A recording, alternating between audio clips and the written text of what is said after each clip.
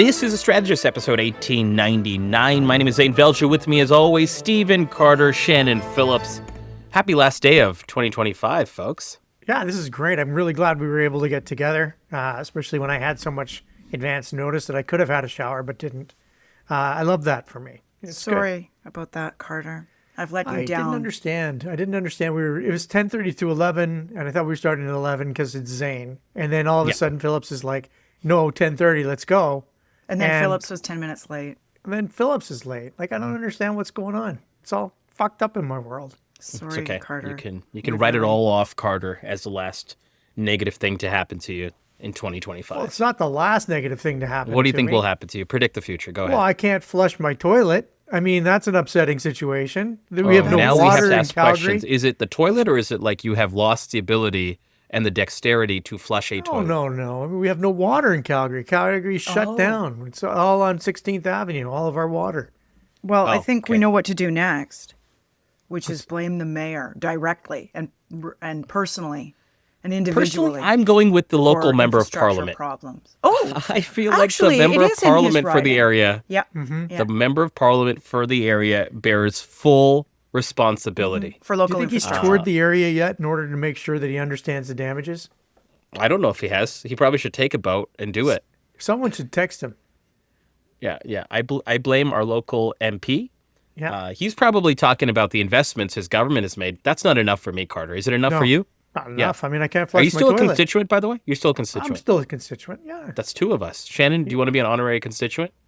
Oh, for sure. And, I have no doubt that his constituency office is, in fact, fielding calls blaming him for this. As my constituency staff used to say to people, you cannot get groceries at the library. And this is not our fault, but it won't stop people. It won't stop them. No. Do you know who I choose to blame, Stephen and Shannon?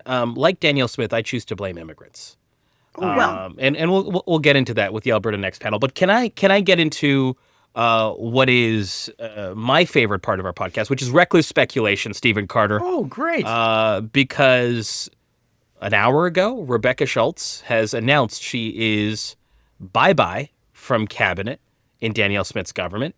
And in addition to that, she suggested she's looking for new career opportunities, and she's leaving as an MLA in Q1/spring of this year.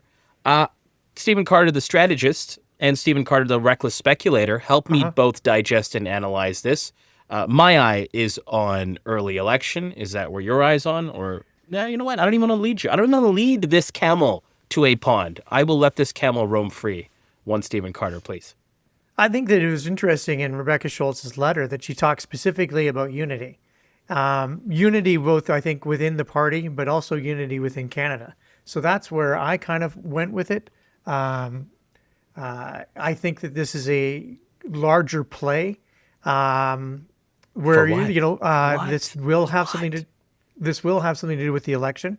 But I think that for her, this is reflects that she doesn't fit. She's a puzzle piece that doesn't fit quite into this puzzle. I'm sure that the premier is asking around if you're planning to run in the next election, regardless of when it is. And Rebecca Schulz might be the first casualty of those types of questions. Interesting. Shannon, you have known of this news for, I'm going to say, 69 to 75 seconds. Correct. Yeah. So I've just read her letter.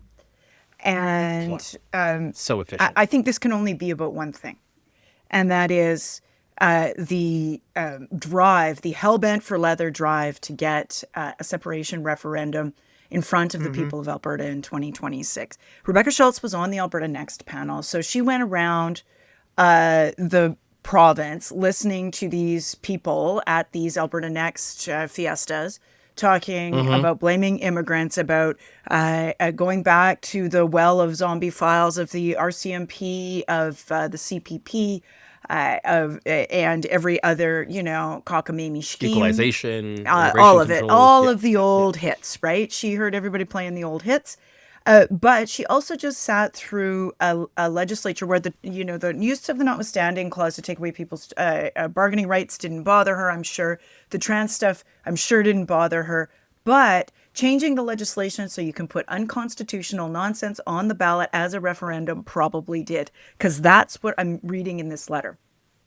about radical policies, right, that are problematic. I joined, a unity party to get rid of this stuff. So this is about the drive to get the referendum question in front of Albertans over the course of 2026. It may be less about election timing, because in my view, they probably want to get this referendum thing done before they go to the polls. But it's about that. It can't be about anything else. I want to get into both of those strains, and I'm sure they overlap with the referendum question and the election, at least in some people's reckless speculation. So we'll get to that in a second. Carter, these letters, this is not an uncommon type of letter, right? At least in form and in substance. That being said, what should media and others do as it relates to follow-up? I always wonder that, right? Because these letters are so coded that even the three of us have to read into them in terms of what it could mean. What would you suggest people do when they see Rebecca Schulz next, or the Premier next, or suggest a character in this story, Carter, around getting clarity? And then, because I'm curious if that is the next part here, or will we never have clarity in your mind, Carter? I don't think we'll ever have clarity until sometime after, right? Sometime after, might be 10 years after. When you're sitting at a cocktail party and Rebecca Schulz walks in and you finally get to ask the question, remember back at the end of 2025, what were you thinking? What were you thinking? And she actually is honest with you in that moment. But the follow-up questions that should be asked by media are, does this, were you asked if you plan to seek re-election? Was this a spur-of-the-moment decision from your side, or was this a question that came from the Premier? Was there a reflection in the Alberta Next panel? You were involved. Does this have some impact? And what type of influence does the referendum or the potential election have in this? And ultimately, they can ask those questions. I'm quite certain that all the answers are going to be no comment or something benign. I also expect that, if they asked her about what job she's moving on to, she's going to, absolutely defer on that as well. She will not be answering any questions honestly and truthfully because she published this letter. This letter is not an honest and true reflection of why she's leaving.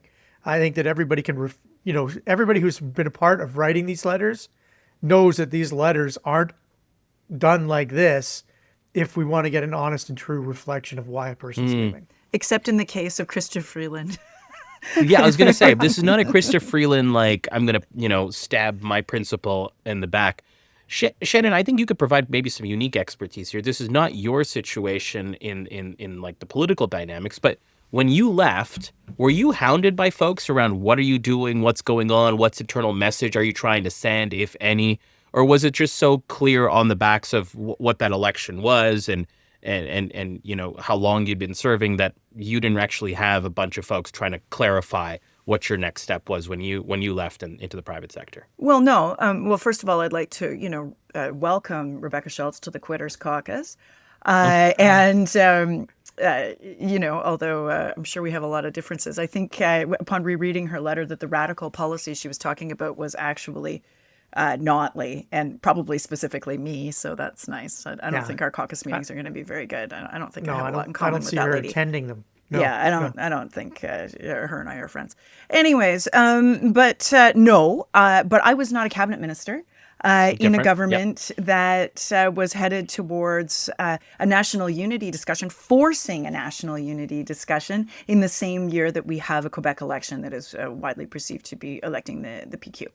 And so that's the first thing. No, I mean, in my circumstances, people kind of went, yeah, like it has been shitty for you. We get that. And it sort of met a head nod that this will just meet a bunch of question marks, right? She was on the Alberta Next panel. She ran in the leadership. She was widely perceived as a very loyal lieutenant for the Smith government. She was often the surrogate for the Premier.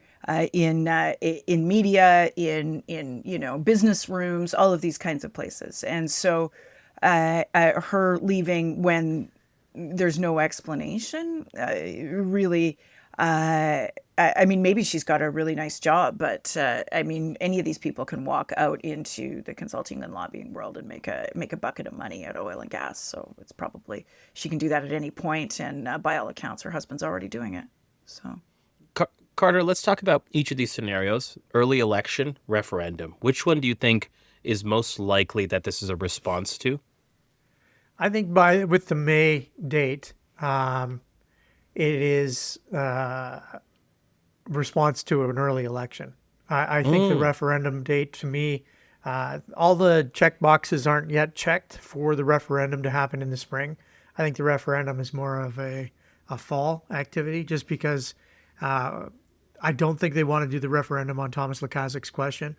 I think they want to do a referendum on a different question, and they have to get through a few tick boxes. Having said that, I could be completely wrong, because I've been wrong on everything that Danielle Smith does. Leave this bracket open for a second. Can I update myself and our listeners? Do you guys know where we're at with the whole fucking referendum thing? So we've got Lukaszik's question, which has been punted to committee, correct? Yeah. So that thing has kind of been shelved. The clock is now running for 4 months for the separatists to collect their signatures in the new lower threshold. Am I right about that? I don't know that the clock's running for them. I don't don't know okay. that it is either. And well, I thought it was. Okay. So this is no. I think part of my understanding. Clarification on the question, and they haven't yet gotten to Elections Alberta to get the question done. Got it. Yeah, okay. Because they had to wait until Lukaczyk filed first and sort of did a runaround on them, and so then they had to wait for that to, as I understood the ruling from Elections Alberta. And in any case, they want to put forward something that's unconstitutional, so they had to wait for the government to change the law to allow them to do that. Right. Okay. So regardless of if the clock is on or not, you would expect that the separatists have their question more than likely. The government's going to, at least it seems like they're trying, with Alberta Next being the third thing to layer onto this equation, seems to be the separatists, favoring the separatist version of the question to be asked to the public, and or potentially getting it in front of the public in some way in 2026. Okay, that's where we're at. Carter, you're saying this May lines up to an early election call. Tell me why. And I want to talk about, the responses here, but tell me why. Because Shannon, I think, is on the other side of this. Because I think that she's delayed her stepping down as an MLA post some sort of electoral activity. Otherwise, why would you give up being a cabinet minister for the last 5 months of your tenure? I never understand that. I mean, if you're going to, there's no pension to qualify for. There is no outside reason or rationale. When you look at Matt Genero and why he's choosing to stick around in quotation marks, he's sticking around because it is in the best interest of the Conservative Party for him to stick around. I suspect that it is in the best interest of the UCP for Rebecca Schulz to stick around, because if she leaves now, there's by-election speculation, there's by-election pressures. If she leaves in 5 months, it doesn't matter, because we've had an election and she was going to go anyways, right? So that's why I'm thinking that we're looking at a spring election from this type of activity. Shannon, let me get to you in 1 second to respond to Carter, but also talk to me about the referendum. Carter, is Schulz a one of one, or do you see more coming in the next several weeks? I would anticipate that she's one of a very small number. I don't think that the UCP caucus is as divided as it should be over the decisions that Danielle Smith has been making over the last 2 years. And suggesting with Alberta Next, which came out on the Friday before the holiday. Yeah. Shannon, tell me why this is about a referendum. Well, when you resign from cabinet, you are able to speak your mind publicly in a way that cabinet can't, right? Cabinet solidarity means that you fight it out behind the scenes, and then the decision is the decision, and you go out there and storm the barricades all as a group. And no matter what your personal reservations are. So that's why this is weird, right? If she wanted to just be done with the whole schmoz, she would have just said, yeah, I'm out, right? Resign the seat, goodbye. But the fact that she's left herself some runway to be able to speak publicly without the constraints of cabinet, and again, I'm just wildly speculating per the editorial direction of this podcast, that means that there's probably something to say there. Or she wants to have a hand also in the nomination of whoever replaces her, because I know that that's been of some concern for people as well. And you can do that a lot easier as an MLA, right? You can kind of, keep your riding association moving in the direction that you want it to. And so that might be part of it as well. What if she doesn't say anything, Shen? What if she resigns and there's nothing to say?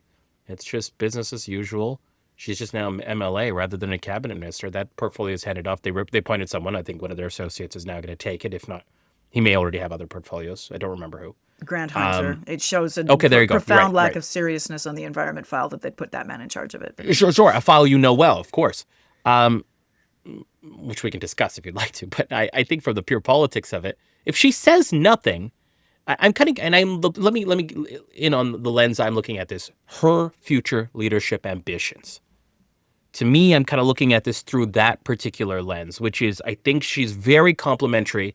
You read it in the letter of her party, very complimentary of her previous leader, nice enough to her existing leader, but very much talking about her tenure and history with politics. I think she mentions 12 or 16 years. I don't have it in front of me. She was a staffer to Bradwell. Right, exactly. So to me, I'm like, this is a woman who still has leadership ambitions and trying to keep that door open while potentially not being associated with this group. I think that's right. And I'm yeah.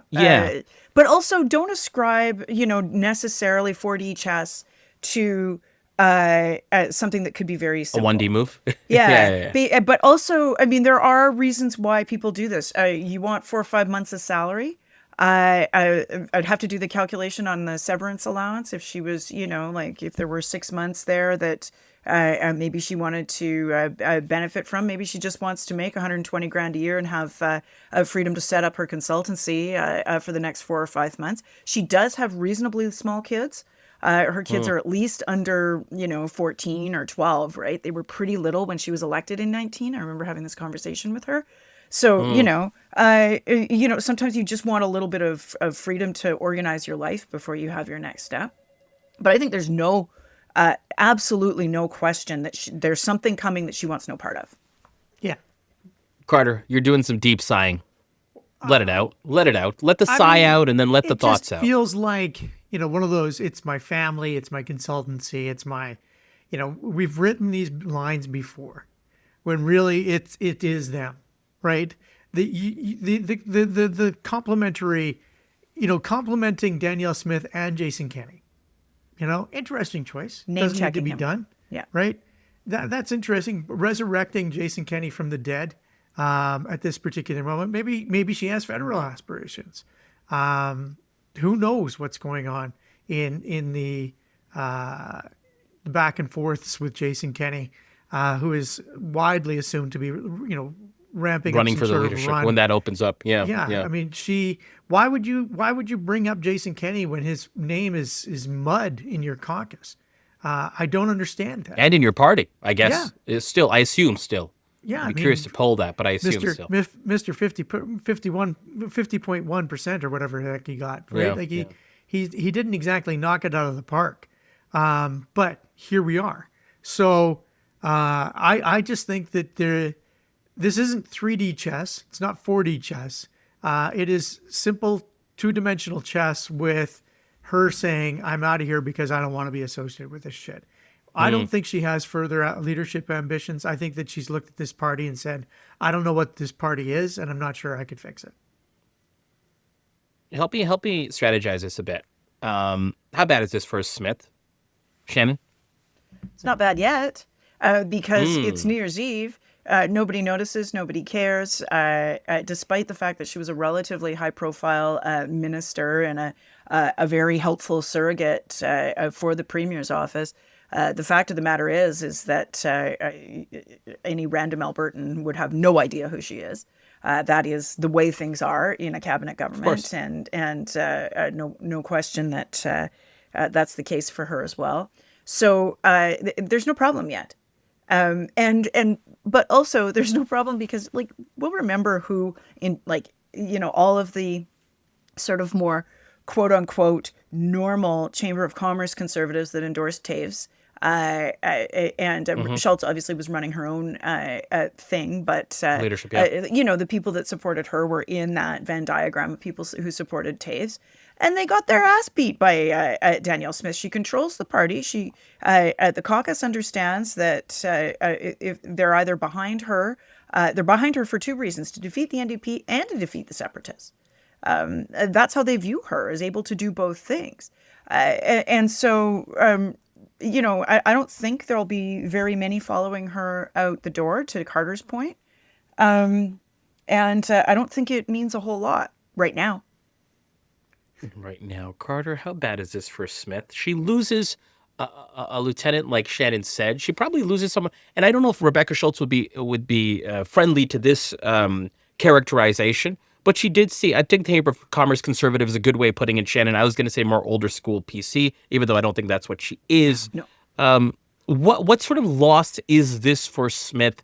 And the extension of that question that I want to naturally get to is how do you inflict the greatest amount of pain on Smith because of this resignation, if there is any pain to inflict by the NDP or others? So Carter, maybe package those two questions for me in terms of analysis and a bit of strategy. Well, I think that ultimately everybody was a Danielle Smith loyalist, right? But this is someone who wasn't 100% drinking all the Kool-Aid. So she leaves, and now Danielle Smith can just replace her with a Danielle Smith loyalist, someone who will do the bidding of the premier 100% without speaking back. I am not privy to what happens in caucus. I don't know if there's a caucus fracture. I kind of doubt it. But if there was a caucus fracture, Rebecca Schulz would be on the other side of it. So from Danielle Smith's point of view, who cares? In comes someone better. Hunter is hilarious in environment. Hilarious. Like this government is a joke on top of a joke. And, Danielle Smith just gets to be the queen bee who sits atop it. And this departure doesn't hurt Danielle one iota, in my opinion. Is there any way to make this painful, Shannon? Can the NDP do anything here? Should they do anything here? And I'm talking on the field, candidates otherwise preparing for by-election, but I'm also talking over the air around losing someone of Smith's stature. Is there a there is my question to both of you. Not on December 31st, 2025. I think this is one of those things where the ball bounces and then you kind of follow it if it goes there. But, I mean, you're already on good ground with talking about, separatism and the threat to the economy of a referendum. You're already on good ground in terms of just destroying the healthcare system. You're already on good ground in terms of indulging ridiculous policies instead of making life more affordable. And, whether it's a citizenship marker or other, little flights of fancy that they're going to do to indulge the far right.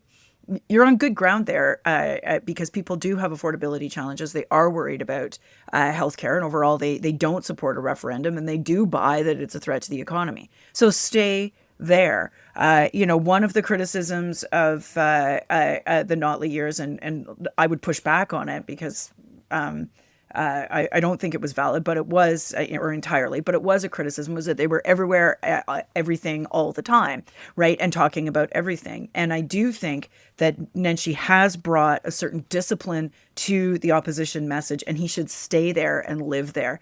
There is, because he is smart and does think about politics a lot, I think a temptation for him to go punditry. He should not do this. He should not indulge that temptation. He should stay and live in the space of three main messages that are driving swing voters, particularly in Calgary and small cities.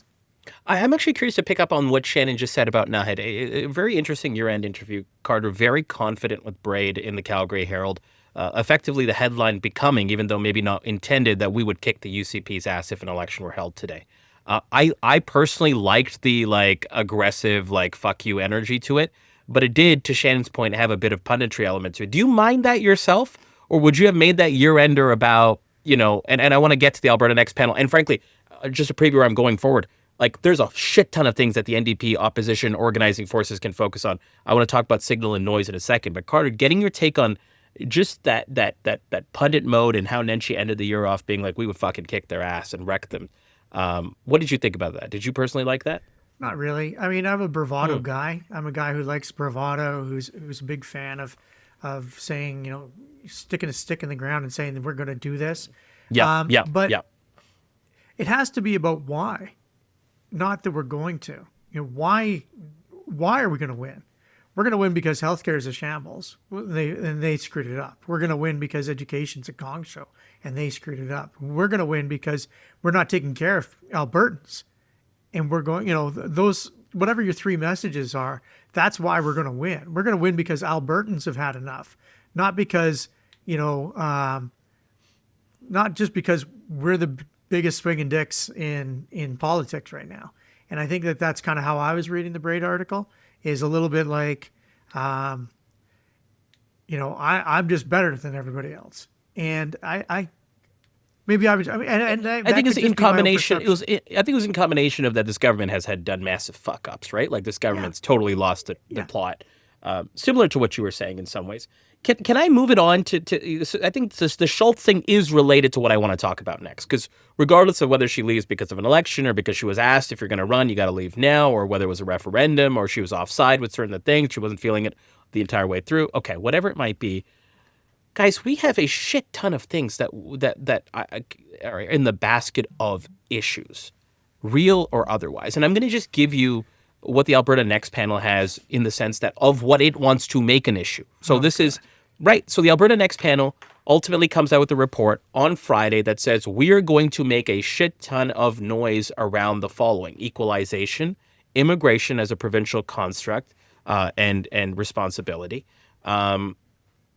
In addition to that, the zombie files that Shannon mentioned, great description, Shannon, a provincial police force, pension, Alberta pension, which we thought both of those things were dead when certain sort of committees and whatever task forces broke out, produced reports and polling that said no one fucking wants this. Anyways, those things are back. On top of that, let's add separatism, as has been discussed.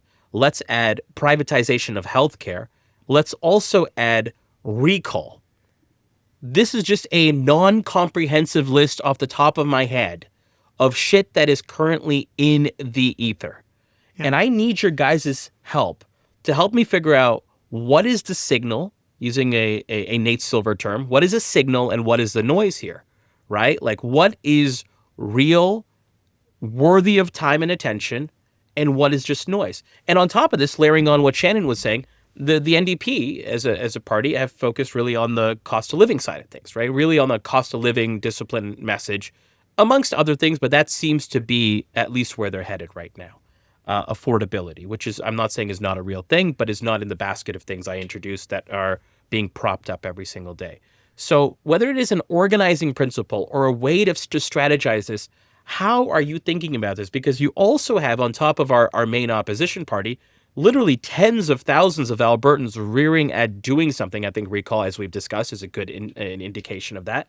Where do they focus their energies when a half a dozen more things have been added to the fucking plate at the end of this calendar year? Who wants to get started? Shannon, Stephen? Shannon, you go first. This is actually really easy. Is it? Yes. They are putting forward things that are demonstrably proven losers. Yes, they are. Like, just absolute garbage ideas that nobody has liked since Ralph Klein trotted these around in 2000 and whatever it was, 2, 3, when Ian McClellan did a panel like this. Like, that's literally how flippin' long we've been talking about this, right? More than 20 years.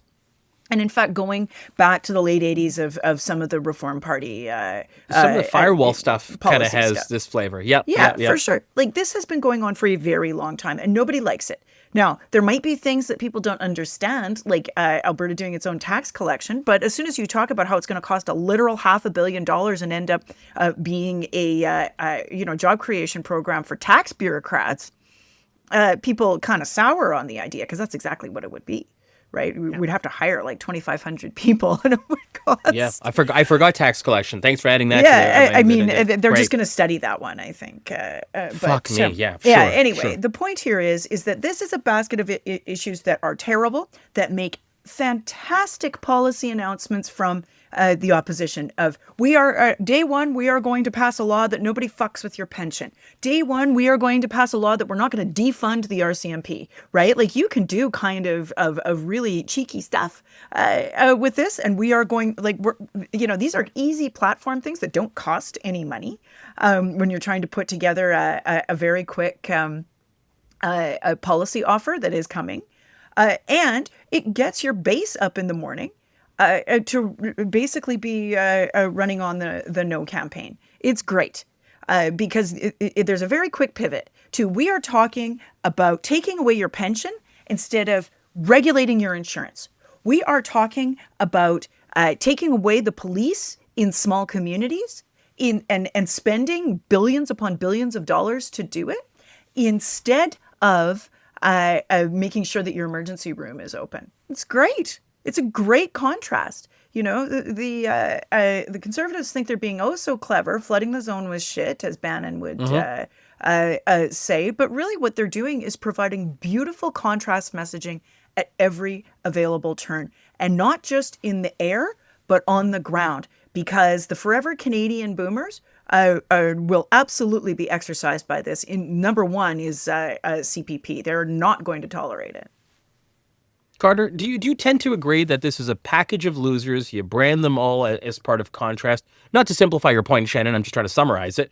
And then you are able to move on to your own thing, or do you think there's some risk, there's some issues that you could focus on the wrong thing and lose the plot line a bit with just trying to whack down these things? And I guess my internal bias as I ask you this question, Carter, is we've seen unpopular things become 50+1% things in the past. And so this is my concern, is that you like kind Danielle of just Smith. you'd be like, that's stupid, that's fucking dumb, no one wants this. Well, it turns out if the right person at the right time is proposing it, the 20% thing can become not a 90% thing, but can become a 50+1% thing. Separatism is the one that we're going to have a referendum on, more than likely. But these other things could also metastasize into popularity.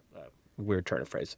Carter, your thoughts here? Like, I to be honest, I would like to think it's as simple as Shannon is saying. I'm not there yet. Well, I don't necessarily agree with Shannon. I think, I think I partly agree with her framing of they're going to be doing this when we should be doing that. You know, so they're going to be talking about CPP and we should be talking about healthcare. That part of it, I agree with the Shannon framing. But I think that what happens is you get dragged off of your big three issues that Albertans care about, and you start talking about issues that Albertans don't care about. And it feels like you're just as out of touch as anybody else. I would say this is a massive opportunity for the NDP to double down on their core three. Not necessarily an opportunity to say we're against this that the UCP is for. I would just say in general, the UCP is talking about things that don't matter. They're trying to distract you from healthcare. They're trying to distract you from education. They're trying to distract you about the cost of living. Those are the things that matter, and we're not going to fall prey to that. See, here's my struggle with that message, right? Let's say the pension becomes the number. Let's just use the pension, right? Yeah. So if the UCPs start putting more of their resources, their political capital into the pension, the Alberta pension, and the NDP say this is just a distraction, we're focusing on cost of living, doesn't the NDP need to just be like, okay, fuck it, you want to play this game? We're going to be the pro-CPP, the pro-Canada pension side. We're going to be direct commitments. We're going to spend our political capital, some of the time, energy, and space we would have put on affordability to say, fuck it, if they're going to make this an issue, we're going to make it. That's the part of Shannon's argument that I do buy, that the NDP and certain things should say this is signal, not noise. Fuck it, we're going to take the opposing force on it. I totally disagree with Carter on the distraction thing. Well, you're totally wrong. Okay. But I mean, you can disagree, but it just makes you look wrong. I find the distraction framing. It's fine with me for you to be wrong. It sounds like punditry to me, and it also because you're trying to narrate, what the marionette strings are doing.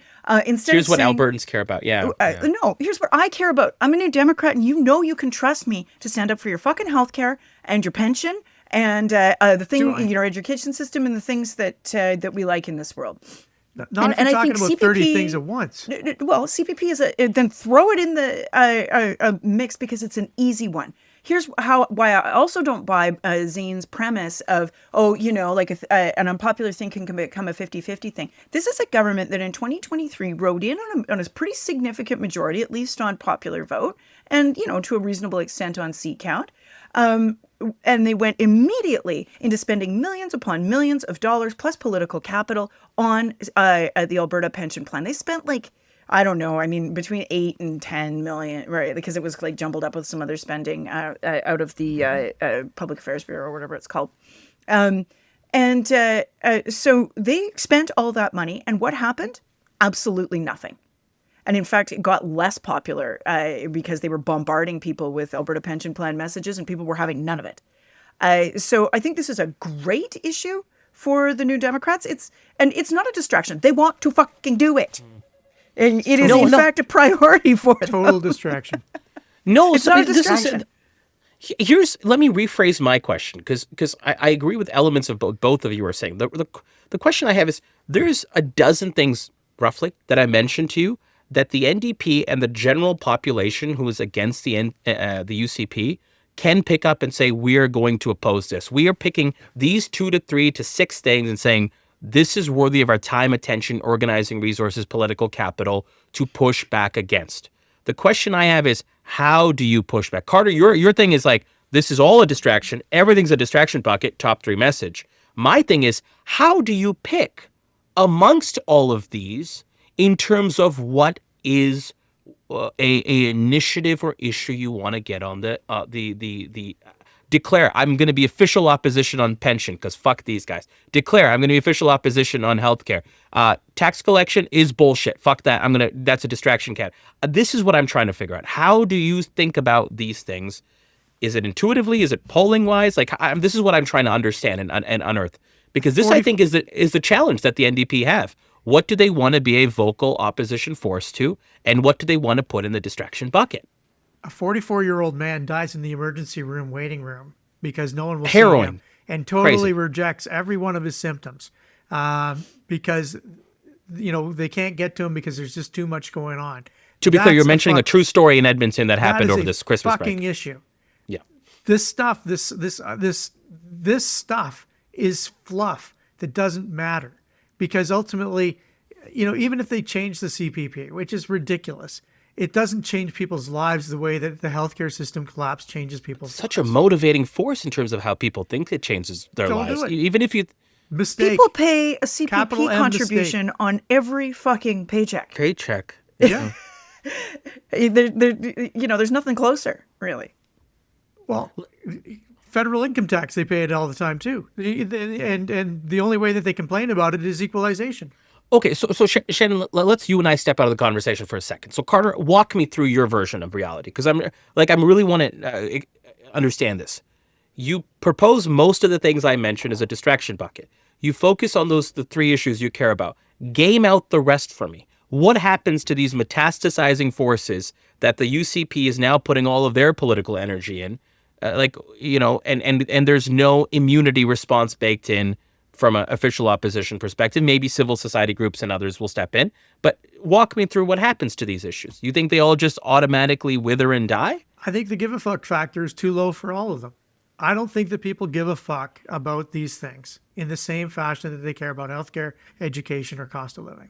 Would you include separatism in that same bucket? I would include separatism in the I don't care bucket because I don't believe it's going to happen. Really? See, separatism is the one, me personally, I think, because we've seen Brexit as an almost near identical movie, the one that can be 20% support, that they can lie people into believing it's a 50% plus one issue. Could be. I But just don't think that it takes... But you're still not taking you're not spending political capital opposing it. Nope. Really? There's other people who can spend that political capital. Lukaszik's got a full fucking army of people to spend that capital. You're not going to get credit for it anyways. Lukaszik's going to get credit for the opposition. Let him be that guy. beat down the things that there's lots of places that this can get beaten down, but don't waste your political capital and focus instead on the things that actually matter to Albertans. The stuff that they give a fuck about. We see right now the people actually care about healthcare. How about healthcare? Would you focus on healthcare? Healthcare, on the two-tier healthcare cost side? of living, period. Shannon, what do you hear Carter's strategy now in a more fulsome sense? Any part of it that you're buying? Not Like really. let's say Stephen's the strategist that shows up to caucus with this idea. You're the cabinet member or the caucus member, as you have been historically in the past, who gets to ask questions to the campaign team and or the caucus, senior team. What's one of the questions you're asking Stephen here? Being like, if this is our play, what the fuck, dude? Like, what are you saying to him? Well, I'm looking at the polling that shows us that people are still pretty split on, Danielle Smith's remedy to the healthcare system, whether it's, two-tier or her restructuring, these kinds of things. There's still a good chunk of Albertans that are willing to give her the benefit of the doubt. Just for example, I'm looking at affordability and questions of economy, and I'm going, okay, there's still a baked-in trust of the Conservatives that is higher than the New Democrats, depending on how you ask the question, certainly on economy, sometimes on affordability. Okay, so I'm looking at that, and then I'm looking over here at, in particular, CPP, that affects every single person, particularly people who vote. The people who vote understand what it is because they're at least old enough to have visited a financial planner or thought about their retirement and done the calculation of how much CPP am I getting. And it's a 70-30 at worst kind of a proposition. And it works. And we already have evidence that it works, that when the New Democrats go hard at this issue, that it raises their profile, it raises their popularity, and it lowers the popularity of the government. There's a reason why they backed away from touching the hot stove in the winter of 2023. And it is because the New Democrats did exactly that. They put it in the window. They went hard. They worked with, other people, experts and other groups, and to drive the message that Danielle Smith wants to take your retirement and gamble with it. This is tailor-made for getting, both ground enthusiasm and also getting back into what remains of the air war. There's not a whole lot of it left. So I would not ignore that at all. The other thing that I wouldn't ignore is separatism. Number one, because of look at the polling. And number two, because, again, we have an even more sort of grand illustration of the ground war that can be mobilized against this stupid fucking idea. And we had it just last summer. And so the people are there, the energy is there, the enthusiasm is there, and you want to go as somebody who's competing for government in kind of two directions. You need to be propositional on we'll fix the healthcare system and we'll re-regulate your insurance or whatever the fuck it is. But we also need to show you that we are with the people in some way. And that has been the broken piece since Nenshi took over. They haven't had the validators at the news conferences. They haven't, had that kind of like, we are with the people kind of a vibe. The town halls did help to energize the base last summer. They did. There were hundreds of people at certainly like a couple of them in Lethbridge and Calgary, the ones I paid attention to. But he needs to show that kind of people momentum, and those two issues can do that for him.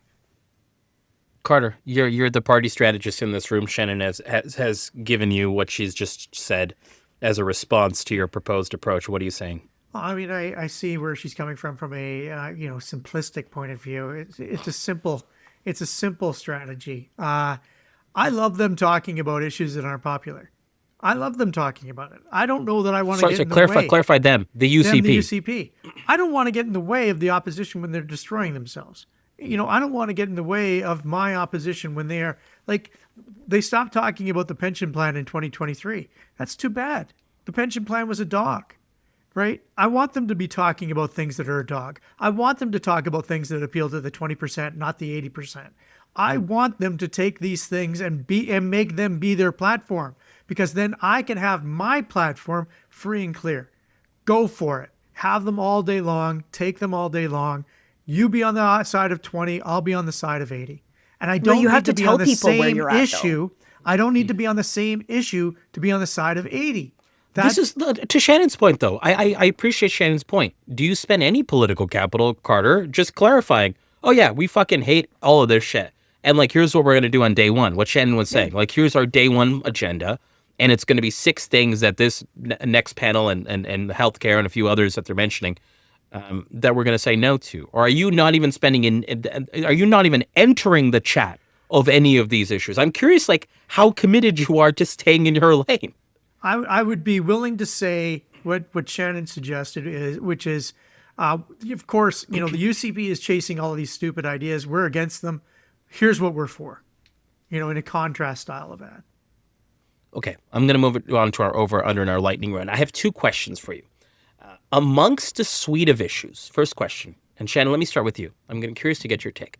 Amongst a suite of issues I've mentioned roughly, some from the next panel, recall, healthcare, separatism, which one do you think is a pure bear trap and a pure loser for either civil society or the NDP to go after and pick up and spend political capital on? You mentioned tax collection, equalization being others. Like, in your mind, is there one that you would say, this is pure noise to me? This one is noise. Don't pick this one up. It's not gonna get you the uplift. You're gonna spend more capital than you get out of it. I'm curious, Carter. I think the answer for you is all of them, but I'm curious to get Shannon's answer first to say which is the ultimate sort of loser for you, civil society and NDP. Equalization, because nobody understands it, and people think that like literal money bags go on a conveyor belt through the floor of the House of Commons over to the Assemblée Nationale in Quebec. That's literally what Albertans think, which is not right. So I wouldn't talk about that much. And certainly when there was a referendum on it in fall of 21, the party spent no time talking about it because it was fucking stupid. So there's that one. The tax collection, if they actually put it to referendum, then you can go around yelling about hiring bureaucrats and wasting money and spending $500 million. But again, nobody understands it. And from what I understand from the Alberta Next panel recommendations, the idea was just to punt it to study anyway. The cops thing, when you read the Alberta Next recommendations, it's interesting. They were like, well, it only affects such a small group of people. They're basically, but the broad population doesn't like it because the broad population sees something of integrity and accountability and responsibility in the RCMP that they don't necessarily see in their municipal contract policing or their municipally delivered services. So, that's a nice rural message because you could literally go around and there's so many places that have RCMP policing and a closed emergency room. If there's a few places where you want to put the fear of God into the fucking UCP, you would go and stand in front of those emergency rooms and say, look, they want to take away your cops and look at this place is closed, right? And you can't have a baby here. There's no OBGYN. There's nothing. And so, if there's a couple of places, but that's like kind of a spot argument. The big ones are separation and CPP in my view. Carter, which one's the ultimate trap in your mind? I'm not really even sure which one's the ultimate trap. I actually wanted to go, as I was listening to Shannon, I'm actually starting to become more and more inclined to go with the Alberta Police Force, which is, as an issue that you oppose, you mean? Like actively spend capital to oppose? Just to be clear? I think it's going to happen at some point. They're going to do it drip, drip, drip. I think that the RCMP don't want to be everybody's rural police force anymore. I think they're having troubles being that, and they want to be the FBI. So, anyways, that's neither here nor there. I agree with Shannon. The equalization is probably the hardest one to sell because there is no real way out of it. I mean, it's a great thing to bang a drum with, but it's not a great thing to ever try and fix. Stephen Harper, if there's a conservative prime minister, I can guarantee you that person is not going to be changing the equalization formula to the point where Albertans are going to be happy. We make more money, we spend more money, we put more money into income tax, ergo, we will always be givers into the system. At least we should hope we should always be givers into the system. It means that we're actually rich. But yeah, I think that, I don't know where I'm going anymore. I forgot the question. Carter, repeat the let me let you redeem yourself. Let's say you're wrong, that this Never been wrong. Rebecca Schulz resignation is not aligned with a general election. If this is a by-election, in the world of these recalls, how much pressure is there on the NDP to win that seat? Calgary Shaw, to be clear. Calgary just so- Shaw. as you know, you and I both know Calgary Shaw well. What do you think? I don't think there's a lot of pressure on the NDP to win that seat. Shannon, what do you think? I don't think that that's a seat that's seen as winnable. I think it would be very interesting if the new Alberta Tories were able to compete in that seat, and maybe the NDP sneaks up the middle. But I just don't see. You don't think this is a world of recall? The fact that we'd beat them in the next election, that the stakes that this is an unpopular government, all these things that have been eroding away at the UCP, that this adds a bit of stakes. In Calgary Shaw? Shannon? No. I mean, by-elections very rarely change hands. It's an interesting one because it is one that you may need to flip in a general, given the new 89 seat count. Sure, but it's probably not going to happen in a by-election. And so interesting. I don't. I thought you guys would both say the stakes are a bit higher. Okay, I'll leave that one there. Last question, Shannon Phillips. I'll start with you. If you could wave your magic wand and tell civil society in Alberta that is mobilized, that is engaged against this government, to focus on one thing, and it cannot be helping the NDP, like as the thing you get to choose, which one of these list of issues would you say, all of you singularly go here? Separation. And the reason is that it is a compelling argument that fucking around with this entails a find out phase that has very severe economic consequences. And that is an argument that appeals across the board. It is one of the reasons why, again, my sort of typology of voter Chamber of Commerce conservatives are different than the ones in the UCP caucus, but votery PC types lent us their vote in 2023 in large part because Danielle Smith was seen as a fucking separatist. And she's gone up and down on assuaging those fears for those voters. But now she is going fully straight at underlining that reputation. And so everyone in Alberta of good faith and good conscience, every patriot should be reminding voters that this is who she is, this is what she wants, and it's a dangerous distraction, and we cannot have it. Carter, there's a notwithstanding clause. There's healthcare, one of your three issues for the NDP. There's so many other things on the table. What would you choose as a final question of 2025 as we come back for the holiday spectacular next year as the singular issue that you would get Alberta civil society to focus on? I would love to disagree with Shannon, just because usually she's wrong. But she's right this time. The separation issue, first of all, it has an army. There's already an army available. There's a group of people who've already said that this is the thing that they want to fight for. And it continues to be something, despite the fact that Thomas Lukaszuk crushed it with that referendum, defeating even my best predictions. He crushed it, despite the fact that everybody knows he's got the best political organization right now in Alberta. They continue to chase this particular car. And they are going to get run over.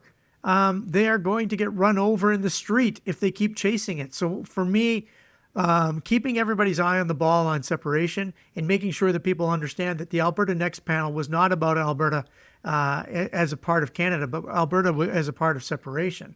That should fall right into the lap of the anti-separation coalition created by Thomas Lukaszuk. There is a wild card that we haven't talked about at all. Both in the context of Schulz, the Alberta Next recommendations, and the government's agenda for 2026, and that's immigration. Yeah. It's a wild card on how far the government goes on this, how much they dine out on it, how they frame it. All of those things are, I think, up for consideration and conversation. We know they're going to go there. We don't know how.